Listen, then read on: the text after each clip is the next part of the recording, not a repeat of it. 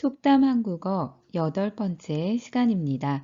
오늘도 5가지 속담 공부해 보도록 하겠습니다. 오늘 배울 첫 번째 속담은요. 떡 줄 사람은 생각도 없는데 김칫국부터 마신다. 자, 여러분들 떡은 많이 알고 계시죠? 한국 사람들이 주로 명절에 먹었던 특별한 음식인데 아주 오래전부터 먹어왔던 거죠.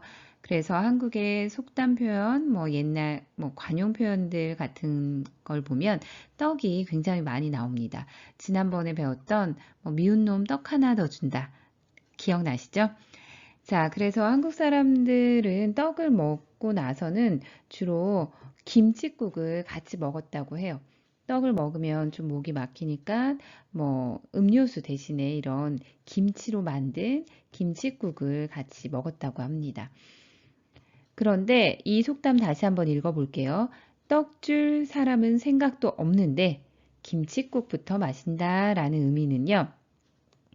자, 여기 보시면 이 여자친구가 지금 친구가 들고 있는 떡을 보고, 아, 혹시 이 떡을 나한테 주려고 가지고 온 거 아닐까? 하고서는 미리 김칫국을 마시고 있는 거예요.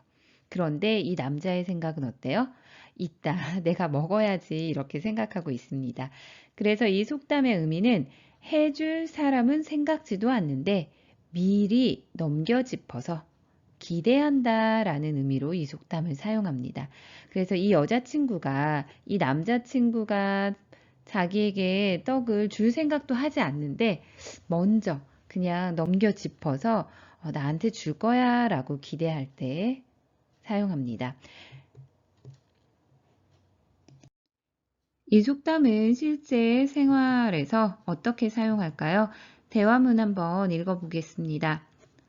나 이번에 용돈 모은 것으로 헬멧하고 무릎 보호대 샀어. 그것들을 어디에 쓰려고? 너 자전거도 없잖아. 자전거는 엄마가 사주시겠지. 너희 엄마가 사주신대? 이제 말씀드려 봐야지. 엄마는 생각도 않고 계신데 헬멧하고 무릎 보호대부터 산 거야? 네, 이 대화 보니까 어때요? 엄마는, 그쵸? 자전거를 사줄 생각도 아직 없어요.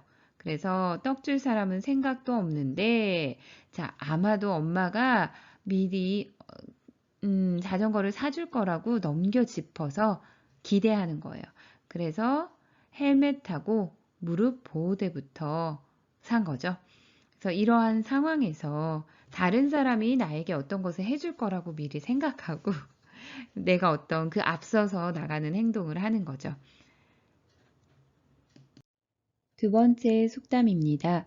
똥 묻은 개가 겨 묻은 개 나무란다. 자, 개도 한국 속담에 많이 출연하고 있네요. 자, 그러면 개가 두 마리 있는데 어때요? 왼쪽에 있는 개는 몸에 똥이 묻었고요.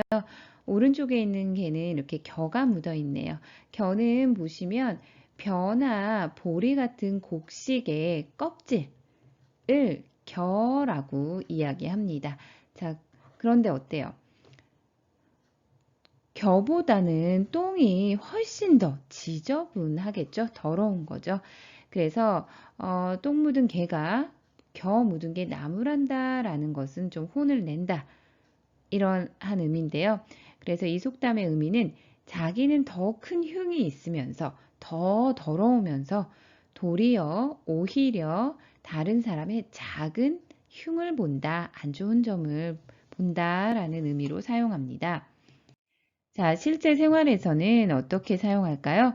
자, 왼쪽에 있는 남자가 오른쪽에 있는 남자에게 야, 너 살 좀 빼야겠어.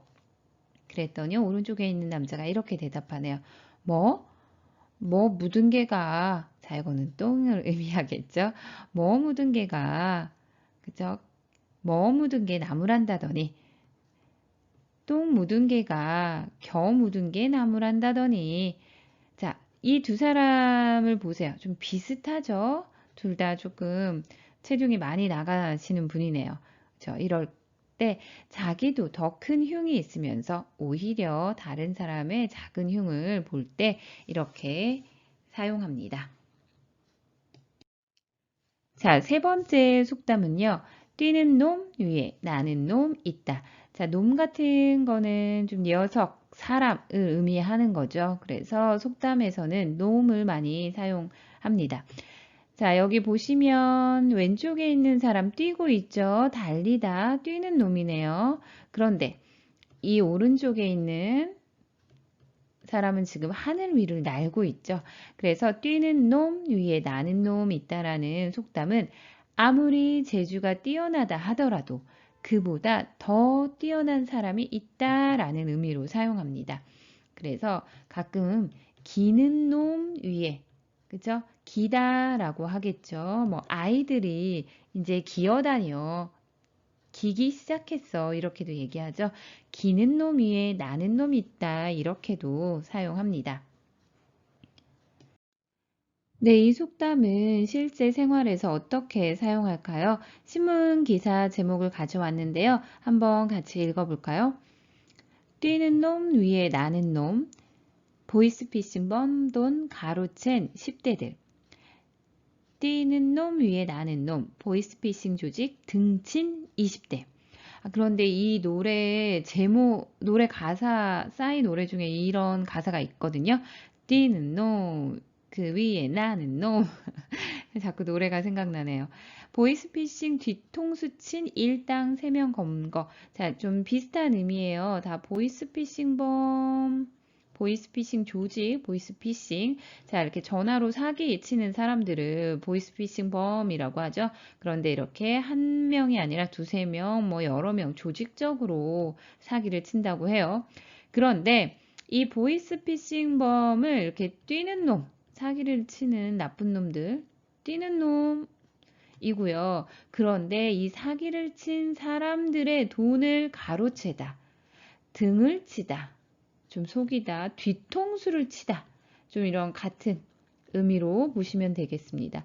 이 사기치는 사람들을 또 한 번 속인 10대들, 20대들, 일당 3명들이 잡혔다. 그래서 요 친구들을 나는 놈 이렇게 비유를 한 거겠죠. 자, 그래서 이 속담은 대단한 재주가 있어도, 자, 이러한 재주는 좀, 가질 필요가 없는 재주지만, 대단한 재주가 있어도 반드시 그보다 더 뛰어난 사람이 있으니 잘난 척해서는 안 된다라는 의미로 사용을 합니다.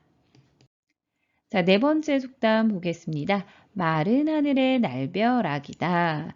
자, 마른 하늘은 이렇게 굉장히 맑은 날씨, 맑은 하늘을 의미합니다. 그런데 어때요? 벼락, 그죠? 쾅쾅쾅쾅 이런 걸 의미하겠죠. 보통 비가 오거나 궂은 날씨에 이렇게 벼락이 치는데 맑은 날씨의 날벼락이에요. 이때 의미는 뜻하지 않은 상황에서 당하게 된 큰 재난을 의미합니다. 자, 실제 생활에서 그래서 이렇게 자, 학교에 가고 있어요. 그죠? 항상 다니던 길이에요.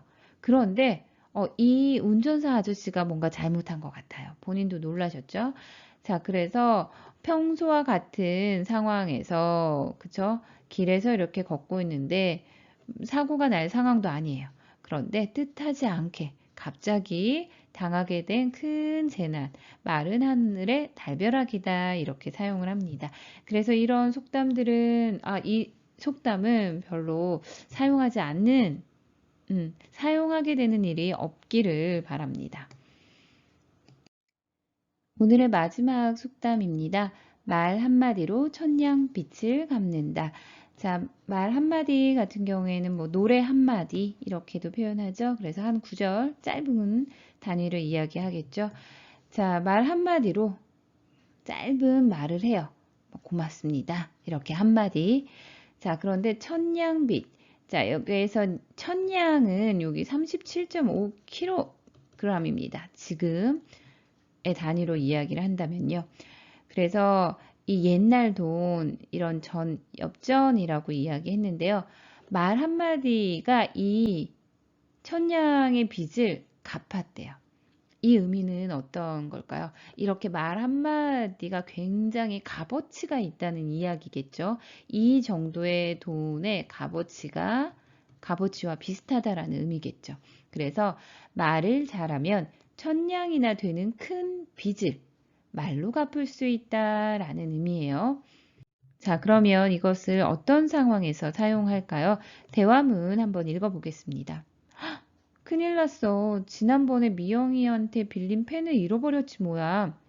어쩌다 그랬는데 책상 위에 두었는데 돌아와 보니 없더라고. 미영이가 엄청 아끼는 펜이었는데 어떡하지? 미영이한테 잘 얘기해봐. 솔직하게 얘기하고 사과하면 미영이도 이해할 거야. 말 한마디에 천냥빚도 갚는다고 하잖아. 네, 이렇게 친구에게 빌렸던 펜을 잃어버렸는데, 그 똑같은 펜을 사서 이렇게 돌려줄 수도 있지만, 뭐, 그러지 않더라도, 그죠? 솔직하게 얘기하고, 정말 정말 미안하다고 사과하면 아마도, 미영이가 이해해 줄 거다라는 의미로 말 한마디로 천냥빚을 갚는다. 그리고 또 어때요? 평상시에도 말을 조금 예쁘게 하는 습관을 갖는 것이 중요하다. 예쁜 말을 하라라는 의미가 있는 속담이겠네요. 자, 그러면 오늘 배운 5가지 속담입니다. 조금 문장들이 길죠? 한 번씩 읽어보시고요. 각각의 의미와 사용하는 상황에 대해서도 다시 확인해 보시기 바랍니다.